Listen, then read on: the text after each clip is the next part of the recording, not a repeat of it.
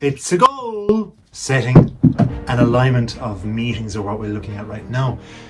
You've built experience over years, but you still find yourself making decisions based on instinct, habit, or what feels right. Sometimes it works, but other times, well, it doesn't. It's not just about working harder. You're thinking more clearly and using proven principles, and we're going to find that right now from a best-selling author, myself, and a professional researcher. From the research, Locke looks at a great handbook of principles of organizational behavior. This handbook compiles evidence-based principles about how people, organizations, and performances actually work.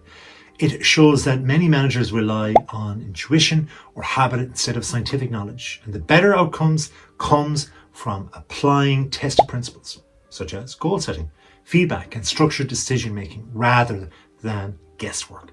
Look, we know it as middle-aged men. Environments change. Our instincts can become outdated at times. We can get stagnant. This can lead to poor decisions or even frustration. Let's be honest about it. I have put two hands up here. The real challenge then becomes shifting from what worked before to what is going to actually work based on the evidence. So the evidence will, in general, guide us to where we want to go. Now, the core insight from our article, the initial one we're talking about here, is that the key idea is simple but powerful, right? People often make decisions without evidence. Shock, horror, even when better knowledge exists. This then creates a gap between what works and what people do. And closing that gap is what leads to better performance, better life outcomes, and better leadership in all. And that's what we want to attain here. This is what we're trying to strive towards. So how do we do that then? Try to identify patterns behind your successful outcomes. Try to backtrack. What was I doing an hour before? If you can successfully look at the seeds of those success with your successful outcomes, you're going to give yourself a better structure going forward, a better process. Ask yourself, what rule explains this? Instead of reacting to this, using up here will always help us.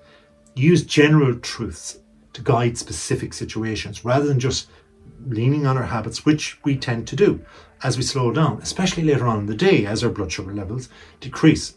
Try to replace instinct with evidence. Question your decisions based purely on gut feeling. That does not mean to say, by the way, that gut feeling is not good, because if you continue to, say, for example, watch all these videos, great.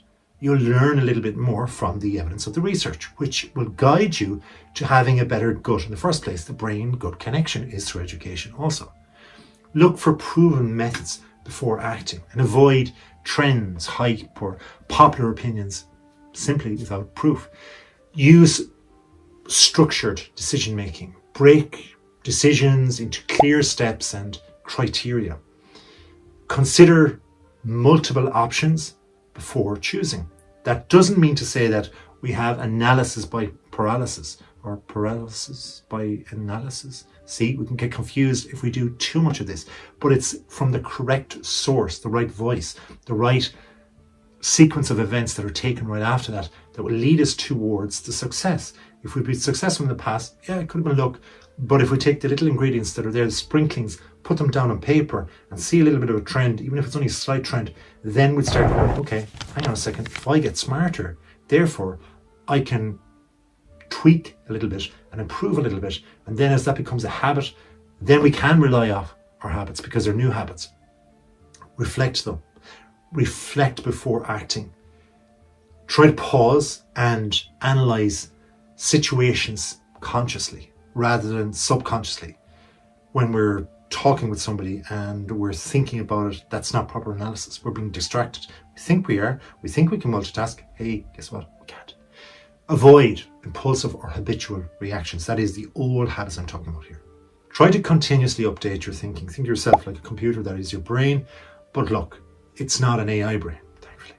But what you want to do is make sure that we know there's all these different types of emotions, people, external things happening. These are going to affect the way we think and analyze things in the current moment, but also they're going to boost them depending on our hormones that are there at that time, depending on our brain chemicals that are there at that time. So that means we need a little bit more sustainable objectivity and different ways of analysing things. Well, the same ways, but more ways of analysing things, and then getting the average or the mean of those to be able to trust the judgment that we're making criteria-wise towards the objective that we're trying to cure in the first place. So continuously updating your thinking by staying open to new knowledge and research. Just open. Have a think about it. Is it for me? Is it for the topic or whatever project or meeting that I'm going into? And adapt your thinking as environments evolve. And they will change. We see things now with AI. We see things with different technologies. Try to focus on what actually drives performance. Definitely. Goal setting will always be a thing because we want to go from here to there. So we want to be able to make sure that we are accountable in the moment and as we progress too. Now, if you're getting something from this video, please like, comment, good or bad, and subscribe because we're going forward with this. We're trying to understand the motivation, and our motivation has to be ideally structured, not random. Otherwise, we're going off feelings with our motivation, or we're listening to people or taking little pieces of information from people that we just kind of like or we have an affinity towards. That's our emotions playing tricks in our head. So align efforts with clear outcomes. Try to simplify complex problems. In doing so, you can strip situations down to core principles. What is it that really matters here?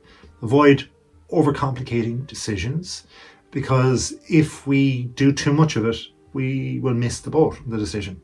That's why we need clear thinking. This then will lead to better action in the longer term and even in the shorter term too. Balanced thinking with action, because we don't want to be inactive. We don't want to be like all in our heads. At the same time, we don't want to be on that start line and just running all of the time, sprinting towards terrible decisions, terrible outcomes. By avoiding both overthinking and impulsiveness, we're going to have a nice balance between the two. Try to act, then reflect, then adjust in that kind of loop. Learn through these feedback loops that you're creating, that you're analysing, that you are pressing the go button, and build self-awareness about your biases. Okay, am I being a bit biased there? Is this person the best in the meeting? Am I better than them? Should I have said more than them or less than them? Recognize your overconfidence. Sometimes your own judgment could be a little bit skewed by different things. This is all in the self-awareness category.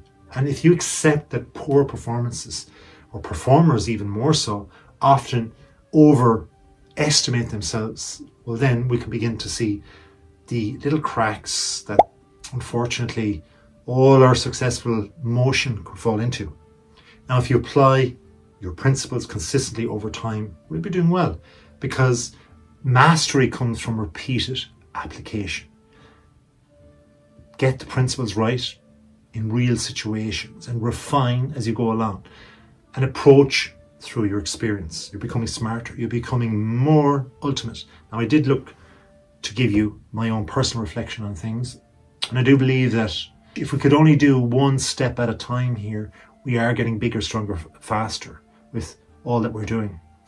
I think that if we were to only, like I did in this video, balance studies, balance the research, and then link it back to our own specific decision, we're doing the very best. This is a video that can help you and will help you for sure if you impart it. But I don't know your problem.